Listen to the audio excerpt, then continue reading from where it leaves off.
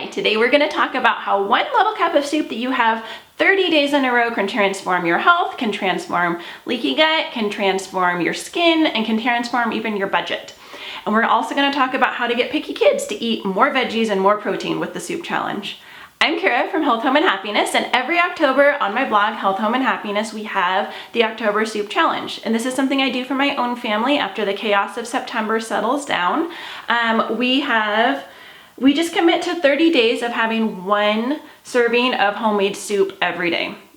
This is something my readers have loved, and it's a great kind of gateway into healthy eating. It's a cheap challenge. It uses really inexpensive vegetables, really inexpensive cuts of meat.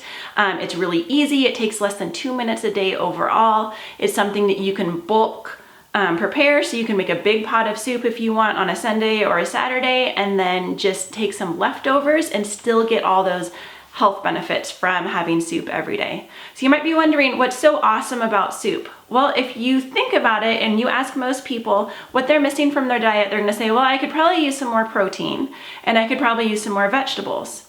And then if you ask them what their problems is and why they aren't getting that protein and vegetables, usually they'll say, my budget's a little bit tight, I'm not sure if I can afford that much meat, and I don't have time to prepare it all. And that's where soup kind of comes into play. Soup is incredibly frugal. When we make it, we get all of the protein out of the bones and these cheaper cuts of meat that are full of the connective tissue. And we turn that into super easy to digest bone broth.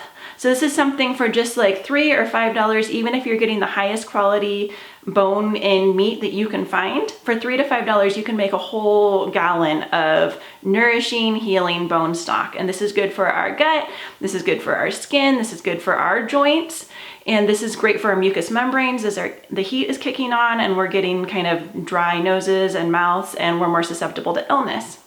So by making our own bone stock, or bone broth, or meat stock, you can kind of call it whatever you want, we save money and we get all of those healing amino acids into us. And then second, we get lots of vegetables into us in this soup challenge. And so you'll be amazed when you start making your own soup.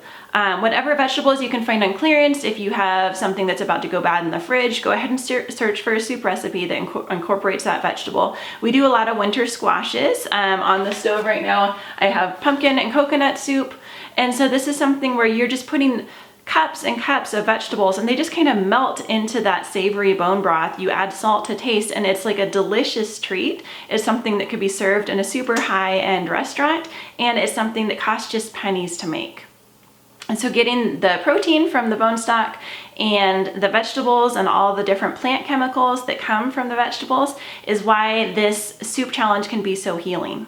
So you might be wondering, how do I incorporate this into my life? I don't really want to just eat soup. And I'm not asking you to just eat soup. That's not what this challenge is about. This is kind of what we tend to do is one night a week is I will make it a soup night, and that's where we have soup for our main course. And then the other nights, I just kind of make soup as I have stuff to use up, and we use it as a starter. And so you know how like when you're making dinner and the kids are hungry and they're probably begging for crackers or fruit snacks or something like that, instead you can say, well, look, we have this, and reheat them some soup, and I just put it in a little cup for them. I usually use a little mason jar. And so that way, if they don't finish it, I can just screw a little mason jar lid onto it for them to save it for later. So I just reheat the soup, pour some in a little mason jar, and their bellies get full first with protein and vegetables, which is exactly, as parents, what we want our kids to be full from. And then usually it's not so filling that they don't eat their dinner. So I use it as a starter for my kids. Serving meals and courses, if you've seen my picky eating solution, is one of my big go-tos for how to get my kids to eat nourishing and healthy foods and not fill up on the junk food and then skip their dinners that I worked hard to prepare. So that is how our soup challenge works. I would love to have you join us. I do it for my readers for October, but you're welcome to join at any time. It's something that, because you don't have to rework your life, it doesn't cost a ton of extra money, it doesn't take a ton of time. It's really something you can jump into whenever you're feeling like, oh, I need a little health boost. So if you sign up the link below, I'll send you this checklist, and it just has 31 days so that you can make sure that you're marking off every day that you have soup. There is an optional symptom tracker down below so that you can see how good you feel while you're making your soup.